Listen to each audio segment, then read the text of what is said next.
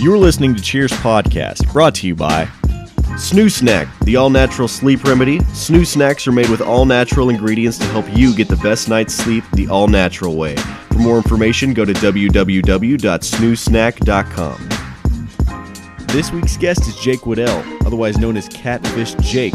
Jake is a philanthropist and Predator superfan. This is Cheers Podcast. All right, so this week on the Cheers Podcast, I want to welcome on my guest, Jake Waddell, or better known as Catfish Jake. Sir. Cheers, man. Thanks for coming down. Thanks for having me. So our guest this week, he is known by Catfish Jake, and so let's go ahead and get this started. I feel like everybody from Nashville already knows this story, but do you want to give us an inside look into what that day was like and what that moment was like? Yeah, so the day was wasn't too bad. My wife's family started out just not wanting to go, so finally she had a cousin by marriage who stepped up that was in the Army. No surprise, that wanted to go because he thought it'd be funny. Yeah. So he knew when you were going. He knew this was happening. He knew, yeah, because I couldn't get anybody else to go. Okay. He knew it was going to go down. He thought it was hilarious, and it was not any different really, other than the preparation of the fish. I mean, running it over with my truck and. You ran it over with your truck? Yeah, I tried to bust its skull because it was too big. The fish I brought was too big, so I tried to bust its skull. Couldn't do that. So I filleted it a little bit. As you saw when it hit the ice, it was like a squid. It was mangled. Yeah, it was mangled up. It was a fun day, man. I mean, I like to have fun, so it was just a kind of a normal fun day that made national news. Were you sober or intoxicated for this? I was completely sober. I didn't Really? drink at all day because I knew one of the things they would do was try to pin a public intox on me. So yeah, that was actually my next question. Is if you were drunk, I wonder if they tried to get you on that. That's smart to not go into that. Oh yeah. So I know that when you did the catfish thing, it took off. It got crazy. There were T-shirts. Everybody was talking about it. Catfish this, Catfish Jake, and something that happened later on in that same playoff is Taylor Lewan, the left tackle for the Tennessee Titans. He went and threw a catfish on the ice. Yeah. Do you think that you inspired Taylor Lewan? Yeah, why not?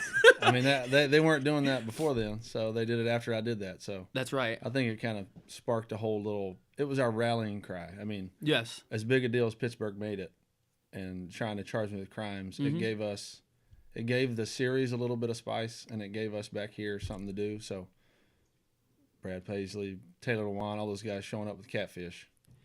I can't take the credit for all of it, but I mean, I like to think that I started that a little bit. I think you definitely ramped it up because I read that the catfish thing was a tradition in Nashville. Yep. But after you did that and it made like aggression between the two teams. Oh yeah. It like lit Nashville on fire with catfish. Yeah. I imagine that there's some catfish companies that probably owe you some commissions. So. Yeah, there's a lot of dead catfish because of the thing I did. I'm assuming so. Yeah, I don't know if that's a good thing or a bad thing, but it was definitely funny. So whose catfish was more memorable? Yours in Pittsburgh or Taylor Lewan's in Nashville? I would have to say mine for sure. Mine was on enemy territory, behind enemy lines. That was that was risky. That was the biggest deal of it all because I didn't even get, I did it to be funny. Me and the guys I run with were all a bunch of idiots. We like to have fun, do stupid stuff like that. So it was to be funny to entertain us. The fact that it blew up the way it did, never in a million years could I have imagined that.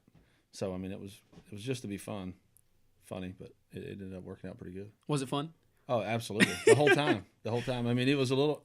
The only part that was there were any nerves was trying to get it out of my pants in the bathroom stall and get it wrapped up so nobody could see it. I saw you pulled it out of like a game towel or something. Was that a shirt or a game towel? It was a shirt and a towel. A shirt and a towel. Yeah, it was a big catfish, so you had to like conceal it coming out of the bathroom. Yeah. Did you get any weird looks coming out of the bathroom with something you didn't go in with? No, that's what I say. That was the only nervous part, man. I went in there to I act like I was doing something else, and then I came out carrying a loaf of bread wrapped up in a shirt, and maybe somebody thought I just wanted to throw it away outside or something. I don't know, but yeah, it was smooth sailing. What was the meanest thing that somebody said to you in the stadium after that happened? Oh man, I couldn't tell you. It was a lot of ugly stuff, but I mean, stuff I expected. Yeah, I've been called a lot worse than what those people called me. So, so Pittsburgh's not very good at smack talk. No, it was a bunch of belligerent, ignorant stuff. So none of it really got to me. Yeah, that's hilarious. Were you Did you go to any home games in the Predators playoff after that? I went to every finals game in Nashville. Really? Yep. Okay, and so after that as well, were you held as like, did people recognize you when you went to the next game? Yeah. Like, were you that guy? I was that guy. It was fun. I mean, it was funny. Mm-hmm. It's still hard to kind of believe that you can walk by people and they're like, that's the guy. So people wouldn't recognize me the whole rest of the time. I only went to every game after that because fans reached out every game and wanted to take me. Really? Yeah. So people were like, "Hey, come with me." Yeah. I mean, there were people trying to give up their tickets, and I was like, man, I'm not going to take your ticket. You have that ticket. But if somebody had an extra one and wanted me to go, then I went for sure. That's all. Did you meet any really cool people that you went to games with? Yeah. Actually, Dos Equis took me to one game. My wife and I both. The beer company. The beer company. So That's that awesome. was cool. We had really good seats. We sat right down from Taylor Lewan. I met him at that game. I met Dirks Bentley, Kix Brooks. He plays golf the same place I play, so that wasn't a huge deal, but I love Kix. He's a good dude.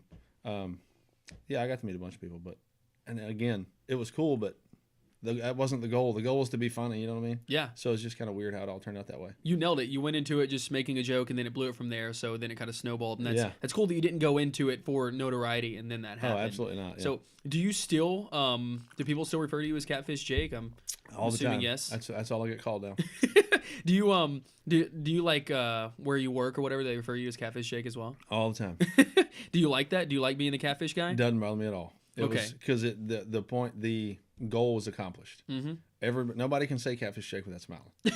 Because it was funny. Yes, it's a hilarious nickname, and Yeah. it's cool. It has a good story behind it. Yeah. So do you have anything planned? And you don't have to leak it on the show if you don't want to. Yeah. But do you have anything planned to top last year's Catfish? I can't top it yet because we're not in the finals yet. Okay. I mean, you just got to stay tuned. Okay.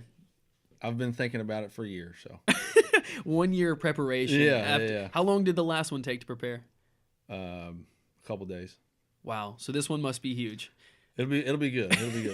Well, I'm looking forward to that. How can I keep up? Are you gonna leak some stuff on your Twitter, kind of like the Titans jersey? Keep up with it on Twitter. But really, the only way to top it is, I mean, we got to be back in the finals. So it's up to the Preds. If they make it to the finals, then I'll top it. Then you'll top it. Yeah. Well, I'm looking forward to seeing what that is as far as topping. Me too. So I know that you're a big Preds fan. Obviously, go to a lot of games. You pulled off the Catfish.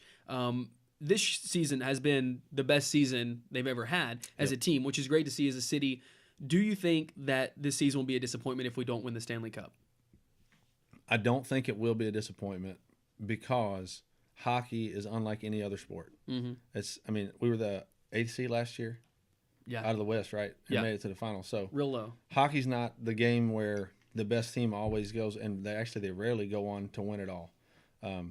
The series are a grind. They beat each other to death. So I think if we get put out in the first series, that's a disappointment. Winning one series, I think losing in the second series, depending on who it is, I wouldn't call it a disappointment because it's not easy. A, the game's not easy. B, it's physical as hell. But I don't think it's a disappointment by any means unless they lose to Colorado. That would be really disappointing, considering that because they're up 2-0. Yeah, we're up 2-0 right now. Yeah. So I would be surprised because I've watched a little bit of it, and we just look like a better team. Yeah. I think that's kind of obvious. Yeah. The Predators are really good this year. So do you think? Who do you want to see us play in the playoffs? Other than the Penguins, I know you want to see us play the Penguins. I'd love to see play the Penguins again. I mean, just being a competitor for 20-something years now, to be the best, you got to beat the best. So I want Winnipeg. I'd like to play San Jose. Just I don't want anybody to be able to say that we got a lucky draw and got to the finals again because it was lucky. I want us to play the best, beat the best, and then play the Penguins and beat the best. So there's leave no doubt. Everybody knows who the best was. That would be awesome to see the Predators do that. And they can. They absolutely can. This is one of the better teams. I mean, who was it last week? Scoresburg. He had that shot that they say by the end of it all might be the best shot in the whole playoff through series. His legs, through the other guy's legs, around the goalie. Yeah. It was ridiculous. That's sick. Yeah. I think the reason the goalie didn't save it is because he just said, "Hey, you can have this goalie." That was an amazing move because it wasn't like the shot coming off his stick seemed like it was defendable, but yeah, he's just so good. We have a really good team this year. Who is your least favorite team in all of NHL? Oh man, that's a good question. I gotta say Pittsburgh. Just because I think they get away with. I actually like Crosby's. I mean, he's unbelievably talented skill-wise. Right. But I don't like that he gets away with everything. Like when he bounced PK's head off the ice three times last year. That was crazy. Got nothing. Yeah. But I'd say overall, teams like Anaheim and San Jose, who just, I guess, try to kind of bully other teams around. I like the fighting. I love the enforcers. I think it's cool. But the cheap shots, like what happened the other night at Arvidsson after the game, that stuff's uncalled for. So teams like that, I don't like those guys. Okay. Is Sidney Crosby the dirtiest player in all of NHL?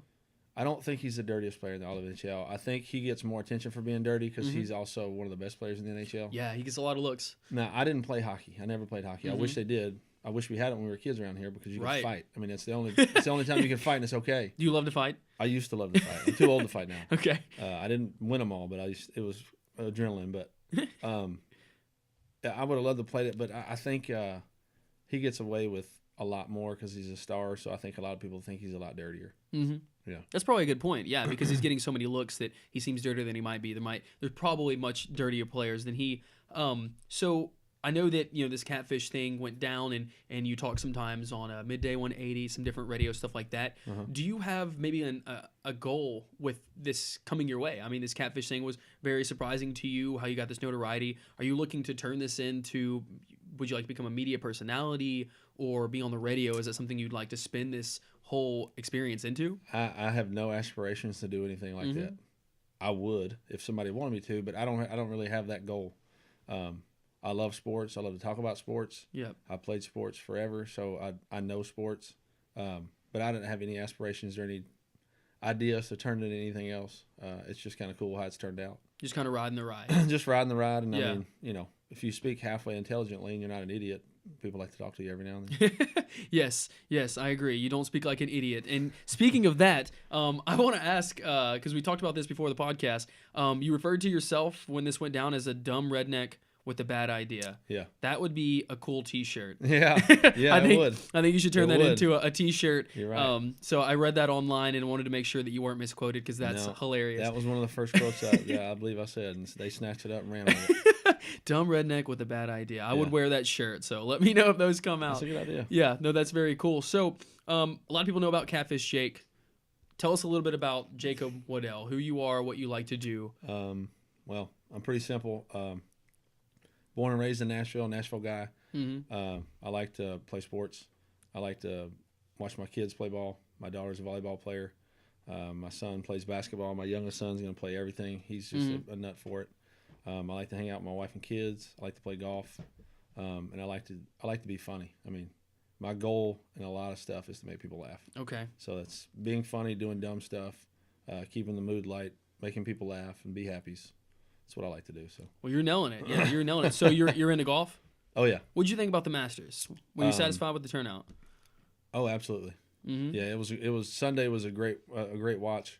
We were down there on Tuesday, and somebody asked me who I thought had a shot, and Ricky Fowler. You could see Tuesday, Ricky Fowler was different than he ever had been. He's a good dude, just kind of likes to have fun, but he looked very businesslike. Tuesday when I saw him there, he was working, and it showed on the weekend. I mean, he almost pulled off the comeback. I thought it was great. That Sunday, that back nine with Spieth making that incredible run, Fowler making a run, and Reed standing up to it. I mean, to me, that's what you want in a major, especially at the Masters. Just a lot of interesting stuff happened at that one for sure. Did you go to the Masters? Yeah. Okay. How great is that experience? I know that a friend of mine that actually got us in touch, Josh Castile, he was there as well. And I didn't really know a whole lot about the Masters and how it works. I know that take your phone away. You can't have your phone while you're on the course. So it's like really involved. And you can see that when you're watching the show or if you're watching it on TV is how many people are clapping and taking part in it, which is really cool. So what was your experience at the Masters? This is the 7th year I've been. In a row? I missed 1 year. Wow. But I take a group every year, different. I like to take guys that have never been because it's cool to watch them. It's my 7th time, and when I walk out there, it's still like, geez, this is unbelievable. So getting to take people for their first time and see them just be jaw dropped the whole time is phenomenal. Yeah. We actually got to take an 84-year-old man this year who said he just wanted to see it before he died, and when he walked out there, it was phenomenal. That's so cool. Yeah, it was super cool. Yeah, that's really cool. It's always amazing. It never, ever, ever lets down. So I mean, it's as good as it gets for a golfer being on those hallowed grounds. Now it's in Augusta, Georgia, correct? Yep. Yeah, and so when you go down there, I know that some of the tactics there are to set up early at certain holes. Do you like to do that, or you do just follow the course? What is the best way to get a good view at a hole there? The best thing to do there is to go for a practice round, because it's a lot less strict. Like if you fart during a regular round, somebody's going to point you out. You have more access to a lot of stuff on the practice round days. The players will talk to you. It's a lot less lax. It's a more fun kind of atmosphere. Yeah. They let more people in for the practice rounds. If I ever go back on a tournament day, I would like to just set a chair up at 18, because no matter where you set your chair, nobody will move it. Everybody's manners are a thing down there. They won't Tradition move your chair. is a thing down there. You just leave your chair there. Where you put your chair is where it stays all day. You can get up and go walk around to the rest of the course or whatever. Stake your claim on that piece of property. It's going to stay there. That's awesome. So the coolest thing to do would be to go, if you're going to a practice round, go down to 16 where they skip the ball across the water. Yeah. On that par 3. Put your chair there, watch them do that for a while, walk around, come back and do it again. That's cool. Yeah, That's awesome. really cool. How hard is it to get a view at hole 18? Do people sit there all weekend for that? It depends on what day it is. I mean, if it's a practice round day, it's not that hard. If it's Sunday, it's going to be ridiculously hard because everybody wants to watch the winner finish. Yeah, I on bet. 18. That's the most epic part of it. They want to see them on Amen's corner and all that stuff too. But the one thing that I haven't done that I want to do there, the only thing I haven't done that I want to do there, other than play, which is impossible, is watch the leaders come finish on 18. So is that something you Sunday. plan on doing? I hope maybe one day. How do you do that? Can you leave your chair there overnight? No, you just have to get there when they're open. I mean, as soon as the gates open and you can't run, if you run, they'll toss you.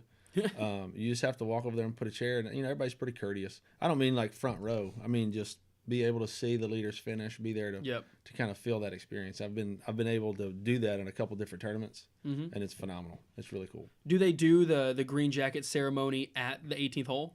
They do it first at Butler Cabin, and then they go out on the 18th green and do all that stuff. So being an 18th, you would also get to see them finish, and then that happen as well. So that's really exciting. Yeah. Is there any hole that like particular people don't really hang out at, or are all of them packed at the Masters? No, there's some you can't get to.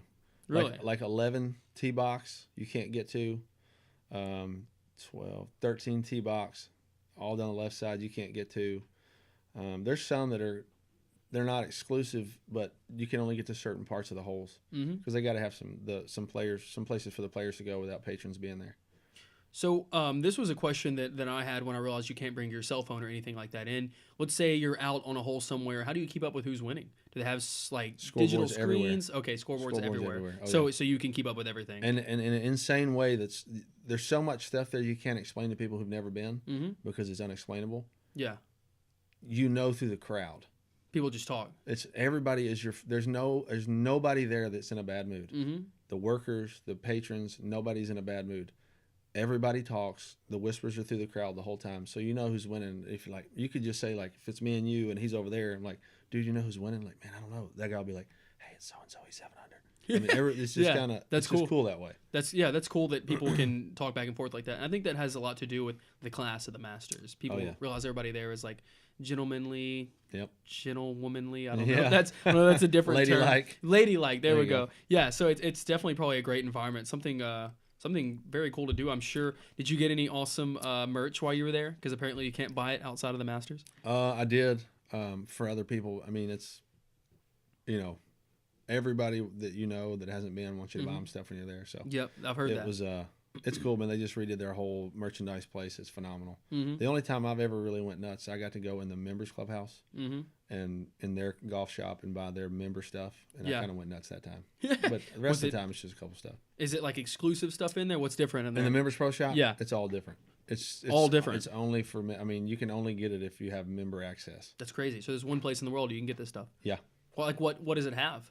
It's different than normal. Well, it's just not plain old regular type golf shirts. The brand is different. Okay. The make is different, and the style is different. They're not going to have the same style that they have out for patrons to buy. Maybe just cooler, I guess. Oh yeah, and then you can say. I mean, a lot of people just like to say, "I got this in the clubhouse." Dang, that's crazy. Yeah. Yeah, I bet that is super exclusive. Yeah. So what we're gonna go ahead and do is jump to commercial break. Okay. We'll be back in just a little bit, so you guys stay tuned. If you'd like to be a sponsor for Cheers Podcast or see your advertisement here, please contact us at thecheerspodcast@gmail.com or find us on social media at thecheerspod on Instagram. All right, cool. All right, welcome back. Thanks for watching the show. This week we're drinking Dr. Pepper as request of Mr. Catfish Jake. What we have is Dr. Pepper, whiskey, and lemon. Super good. Very good. Yeah, and that's approved by the bourbon connoisseur, Catfish Jake. So I want to talk a little bit about your philanthropy. So after this all went down, it looks like you've now turned this into an opportunity to help others. So if you want to talk a little bit about that and what that entails. Yeah, so after the run, I got back home last year. There were a lot of people kind of making T-shirts and signs and posters and all this stuff. So we actually used it to raise money. I made zero money off of it. We raised in no amount of time. A guy named Thomas Cox printed off a bunch of, and I brought you one. I got to get it out of my truck. Thanks, man. Posters called the Instrument of Crown posters that were hilarious. That's awesome. And one of the craziest things is people want me to sign them. I've never signed an autograph in my life. It seemed really weird, but it was cool. That's cool. So we sold some of those, and T-shirts, and we raised $7,500 for charity in no time. Mm-hmm. What charity was that at the time? Nolensville Roundup and the Last Minute Toy Store. Mm-hmm. So the Last Minute Toy Store I've been a part of for a while in Nashville. It gives Christmas gifts to kids in Nashville who wouldn't get them otherwise. So their parents get to come through. Mm-hmm. We set up the Davidson County Sheriff's Office warehouse like a toy store, like Toys R Us. Yeah. Their parents get to come through and for free just shop, fill their bag up. That's crazy. And it's legit stuff. That's so cool. So that raised money for that. I run the sports part of the Last Minute Toy Store. Mm-hmm. So we figured we could see what we could do starting our own. So my wife and I started the Catfish Jake Foundation. Excuse me. We started that. It just recently got the 501c3 clearance. Our youngest son is a heart baby. He had a congenital heart defect when he was born. It's called tetralogy of Fallot, blue baby syndrome. Excuse me. He had to have open heart surgery when he was 3 months old. He had 4 congenital heart defects that they had to correct. Mm-hmm. They did at Vanderbilt, Dr. Mettler, Dr. Jansen, that whole staff. They're amazing. So we've experienced that. So portions of the money that we're raising are going to go to families who are experiencing that because it's incredibly emotionally taxing and it's also expensive. My mom overdosed and died from her addictions. She fought and battled those for a long time. She finally succumbed to them. So after going through Cumberland Heights with her a few times, being in that experience, it being personal to me, we're going to use some of the money to help people fight an addiction. Mm-hmm. And then a good friend of mine at church about a month ago passed away in a car accident, and he was a great musician, bass player. So we're going to start a musical scholarship in his name for his wife and his daughter are going to be involved in picking what local kid, either they need money to go to music school or they need an instrument. We're going to have an application process. They submit an application, we pick who it is, and we fund them an instrument or whatever that is. So some kind of scholarship, basically. Yeah, it's going to be a scholarship in his name. His name is Jamie Simmons. Mm-hmm. He had a band, played in a band with his brothers. Yep. So we put all that together, man. My wife is huge in that. A lot of people had a big hand in that. It's a really cool thing. Catfish Jake, www.catfishjake.org has all the information. We'll tag that on the website too. Yeah, it's got all the information on there. There's going to be a party downtown Nashville at Doghouse Friday, June 29th. Is that the Brewhouse dog place? No, it's actually the Doghouse on Demonbreun. It's like a hot dogs though, right? No. Or DAWGHOUS. It's right in the middle of Demonbreun. It's a bar, sports bar. It's okay. Cleveland Browns official watch bar, Alabama official watch bar. Biggest TV you can find around upstairs. Nice. We're having a silent auction and party up there Friday night at 6:30, and then a golf tournament at Gaylord Springs June the 30th. Following that, and all the proceeds are going to go to the foundation. So all this stuff you just mentioned, those 3 different projects, these events, this is all under the whole Catfish Jake project? This is all under the Catfish Jake Foundation. Wow. with one extra goal of having cash on hand in the foundation so that when something happens, we try to stay local. Born and raised here, and I know local people need help. Certain amount of cash on hand so that when something happens locally and a family, a kid, somebody's in need, we have the ability to just help them whenever they need it at random. So how can people help fund this? Is it through purchases of your product, or can they donate flat out? You can go to the website. You can donate flat out. You can just donate to the cause. You can tell us what cause you want it to go to. You can put in the memo section you want this for the musical foundation, for whatever it is. Yeah. And you can also buy a ticket for the silent auction party that night. Come to the party. Have a good time. And that's this Friday. No, it's June 29th. June 29th. Friday, June 29th. So it's, I think it's $15. It's booze is free, food's free. There's gonna be a lot of silent auction stuff there. I'm hoping to get some local celebrities around. Or you can put a team in the golf tournament the next day, or you can sponsor a hole. There's a lot of different ways to be involved. And whoever gets involved, whoever signs up, we're gonna shout them out hard. We get them a lot of props because there's nothing better than helping other people. So yeah, that's awesome. I didn't know. I knew the Catfish organization did some things, but that's awesome. That's already involved in all these different things. And I mean, what drives this? What drives you to do so much good and give back like that? Like, that's awesome. Yeah, it was just the way I was raised. My dad's my hero. He's a great dude, and we didn't grow up with a lot, but there were always other people living with us. My mom didn't work. My dad didn't make very much money at all. He worked his ass off to not make very much money, but all throughout our childhood, there were other kids living with us whose parents couldn't make it work, or their parents weren't very good, or they didn't have a place to stay, or however you would say it. Other family members would live with us. So I just learned through him, man, that the best thing that we can do is help other people. So, I mean, if you have a platform to do that, and I'm try to be a faithful guy to God. So he gives you a platform to do that. You can't just turn away from it. So we found out this was a platform. I love helping people. There's nothing better than that. My wife loves helping people. So we just figured to see how many people we can help. That's cool, because I'm glad the catfish thing happened to you. So I'm glad you had the nerve to do it and had the nerve to turn it into something so big. And is that something you'd like to make into like a full-time nonprofit? I know earlier we asked about this. Would you like this to become something? But what if one day the nonprofit Catfish Jake organization was its own entity? Is that something you'd like to do? Is run that's that? the goal. Yeah, that's the goal. Is for it to be it's a 501c3, so it'll be his own entity, and we will we'll have events every year to prop it up, to make money. This is going to be an annual event. The party, the golf tournament is going to be an annual event to raise money, and we're going to try to push it and see how far we can go. And I mean, people like to play golf. People think the catfish was hilarious. It is. People love the Preds. I mean, so it's a good marriage of all three of those things. I learned a lot of it from a guy who challenged me from Pittsburgh. That's a whole different story I can tell you if you want me to. But I learned a lot of stuff from him, so he challenged me to do it. So we're doing it, and we're going to do it and go full speed. I can't do anything half-assed. I don't like doing stuff half-assed. So if I'm going to do it, and that's my wife. It kind of drives her nuts sometimes. I'm very spontaneous, as you can tell with the fish. But when I get something going, I want to get it going and go full speed. And do you think that this whole catfish is definitely tied to some of the Predators playoffs? Do you think that this will just keep getting bigger in the future because the Preds are so good now? Man, I don't know. I would have to say right now, yes, just because they just put aquariums in the stadium at Bridgestone, really? And they're putting 4 huge catfish in the aquariums, and above the aquarium in Bridgestone it says Instruments of Crime. So they're kind of riding that wave right now. There's a bunch of T-shirts you can get, but, which is cool, man. Like I said, I didn't do any of it for any notoriety to do any of that, but if it gives them a rallying cry, if it helps the guys on the road feel like they got somebody behind them or any of that, I'm cool with whatever. I just did it to be funny. So. Have you talked to the organization? Does the Predators organization know that you have this philanthropy? They're pretty hands off. They haven't really responded to me in any form. So I don't know if that's something I don't know if they can't talk to me because I threw something on the ice or what. But they, well, I don't know. We'll see. Yeah, I mean that's interesting. I'm sure that they would like to help out. You should. I hope so. I sent them an email. I haven't heard back from them, so we'll see. Yeah. Maybe they're waiting for the cup to be over.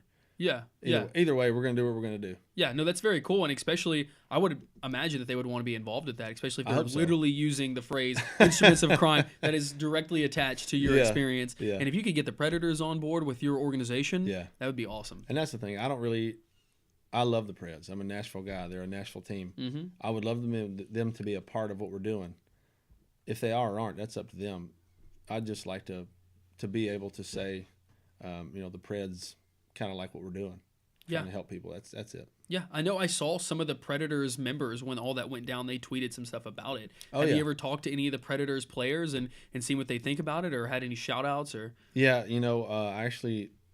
Carrie Underwood tweeted out I was her hero right after that happened. Really? So that probably got the most play of anything. That also helped blow the story up. Not all heroes wear capes. Yeah, that was funny. But I actually did once the Houston floods. You remember the Houston floods that happened last year, the J.J. Watt stuff, all that. So right after that happened, Taylor Lewan put together, him and the guys from Kings of Leon, and some other guys put together this last minute event downtown to raise money to go to Houston Strong or something like that. So my wife and I went to that to help the cause, and ran into Roman Yossi. He was there with his, I think, girlfriend at the time. At the time. And he's the nicest guy you can imagine. He's a phenomenal hockey player, and he loved it. He thought it was hilarious. Did he recognize you? No, he didn't recognize me. Okay.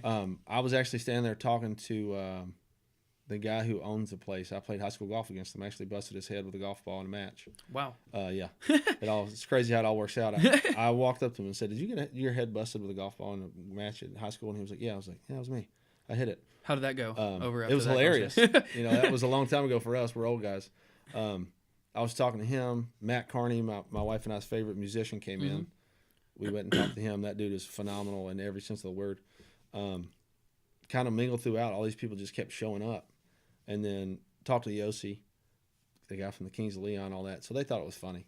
I got to have dinner with Peter Laviolette, Coach Laviolette, I guess it was about 6 months ago or so at Brentwood High School. He's got a kid that goes to Brentwood High School. Yeah. And he was giving the keynote address, and I know some people there. They contacted me. They thought it'd be funny if I showed up with a fish while he was speaking. So nice. I did that. He was as cool as could be.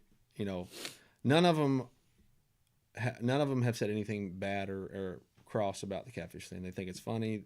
They feel, as players and as a coach, I think they thought they can't endorse it, but they're like, man, it's cool for them to know that even on the road, somebody's got their back. So it was cool for me to be able to meet those guys. Yeah, the catfish thing was definitely a big part of the brand. It definitely didn't hurt the Predators' image in the NHL. It added some. I mean, I'm not going to take any credit for any of it because it was just a goofy stunt. It added flavor to that series. Yes. Because Pittsburgh and Nashville it's not a traditional team against a traditional team. It was nobody really cares about this team. They're an 8 seed. Their fans are a bunch of rednecks. the Penguins are going to kill them. It went from that, and then after game 1, it was like it's on like Donkey Kong. I mean, it was a title fight after that. It came down to it. And we held our own, and they bounced one off the back of our goalie, and it went in. They got the good break, but it added some flavor to it, which was hilarious. And that was meant to do to be funny, so it worked. It was great because it then became not just like a playoff with 2 teams playing. It was all this controversy going back and forth. I mean, I remember there were like radio stations talking about each other and mayors calling each other. All that different. Yeah, and you were in the middle of all that stuff. So that was it added a lot of flavor. I guess that's a really good way to put that. I heard this comment the other day, and just being that you're a big Preds fan, you're into sports, so you'll have a good opinion on this. Do you think that Nashville is a hockey town or a football town? As a football, I'm talking Titans. Yeah, it's a football town with a hockey problem. With a hockey problem. So to me it's success, right? So if the Titans aren't very good and the Predators are really good, there's going to be a hockey town. If the Titans and the Predators are on the same level as far as and the Titans are getting close to that now. I mean, they went to the second round of the playoffs, which is awesome. Yep. I'm a huge Titans fan. Good. I think it's still a football town, but the hockey town is right up there behind it, and I think that has a lot to do with the fact that people are moving here from all over the place. Yeah. So there's a lot of people that are hockey fans moving here, and if you go to Bridgestone, you're a Preds fan. If you go there just to see a game, you get hooked. You can't not get hooked. You can't not like those So games. I think it's 1 and 1A. I mean, we support the hell out of both of those teams. I do. I think they're both on the right road. Obviously, the Preds are. They're the best team in the league right now. The Titans are on the same road. I think they're headed that way. But I think right now it's still a football town, but hockey's right behind it. Hockey's right behind it. And I'm glad you gave that answer that seemed really unbiased, because I feel like people, sometimes you'll ask that question like, oh yeah, it's all Titans or it's all Predators, and they want to make it like 2 different things. No. But I feel like you look at it the way I do, is that it's great that both of them are killing it. Yeah, it can be that both. We can literally fill Broadway with people over either team, which is crazy. I don't know any other city in America that can do that. There's probably one. I haven't seen it. Well, I mean, think about like the point you're making. Broadway during the playoffs last year for the Preds, packed every night. All the way. It's going to be the same way this time. Yep. The Titans unveiled uniforms. Yeah. That's all they did was unveil uniforms. Like 20 plus and thousand. It was packed. Yeah. You give a bunch of Southerners a reason to get together, hang out, have a few drinks, and cheer something on that's aggressive. They're going to do it. That's what we do. You know what I mean? We grew up playing those sports. Hockey, not so much. We are now, but it's aggression. I think that's another thing that helped to really catch on here is It's not tennis. It's aggression. Tennis just got called out. Yeah, it's aggressive. You can fight some. It's a macho sport. It's not hard to get behind those because as dudes, and a lot of women love it. I think from my experience, there are more women that I have heard of talk about hockey than football lately. So I think they're winning over the female crowd. I mean, it's indoors. You can go inside. A lot of them think the players are cute and all that kind of stuff. Yeah. Carrie Underwood helps in that aspect. Yes. But it covers both sides, man. I mean, women like hockey, men like hockey. I think it's cool for everything. Mm-hmm. Yeah, it's definitely good for everybody. I hear everyone, all ages, genders, races, everyone talks about sports in this town. So I feel like it's really bringing everybody together. Nashville is a great place to be. In closing, we're here at the end of our episode. I want to give you some time to mention anything you want to mention, give any shout outs or talk about anything that you don't want to leave off the table. Other than the foundation, man, that's all I got. www.catfishjake.org. Go sign up. Donate if you want to. You can tell us where you want your money to go. It's completely transparent. We don't hide anything. We're not trying to take people's money. Mm-hmm. I can't stand charities like that. So it's fully out there. We'll show you where your money goes. We'll send you facts of where your money goes. You'll see it going. If you want to come play golf, we're gonna have a golf tournament. It's gonna be a fun time. We're gonna start putting together events as we get the ball rolling here, and we start figuring out, get our legs under us and get going. This is all just thrown together, man. So, once we get good at it and get going, it's going to hopefully just take off. And it's called the first annual Catfish Jake Instrument of Crime Cup. Nice. A lot of people have already given me feedback like it doesn't make any sense. It should be inaugural. I know that. You should call it first annual every single year. That's why it's called first annual, because it doesn't make any sense. That's the whole purpose behind it. What I did didn't make any sense. So I call it inaugural. It makes too much sense. You call it first annual, people are like, that doesn't make any sense. Exactly. Now they're talking about it. I threw a catfish. That didn't make any sense. So it all makes sense. Not making any sense makes so much sense. That's exactly right. Where can people follow you out online? Twitter, Instagram? I'm on Twitter I think it's Jake DeVerl, at Jake DeVerl. What is Jake DeVerl? My middle name is DeVerl. Okay. Deverl. It's a family name. My dad, mine, my son. And I didn't know that. And I didn't know why people were calling me Jake until somebody was like, dude, your Twitter handle says Jake. That makes sense. I was Jake the Snake when I was growing up, but I haven't been Jake in a long time. So, you can follow me on Twitter. That's the only thing I have. Is the handle Catfish Jake already taken? I don't know. I think we're gonna start a Twitter account for the foundation, so we'll find out. I know the website, like people that night bought up the names Catfish Jake, all those different names. Oh yeah, I but bet. They didn't get catfishjake.org. They got catfishjake.com. So. Somebody jacked the comm. So we got over on them. Yeah. Somebody jacked your comm. Wow. Yeah. You should send them an email that just says LOL. We went with org. We're helping folks. There you go. Yeah, we're helping folks. Good luck. Catfishjake.com. Yeah. Well, hey man, thanks for coming on. Thanks for having everybody me. Go check this guy out. Check out his organization. Catfish Jake is doing good things. It was a pleasure talking with you, Jake. Yep. So let's cheers and we'll get out of here for the night, man. Thanks for having me, High five. buddy. Great episode, buddy. Appreciate it. Thank you. See you guys. Thanks for watching. If you like what you hear, don't forget to subscribe. You can also follow us on Instagram at Cheers Podcast. Be sure to comment what you'd like to hear from us in future episodes. Thanks for listening.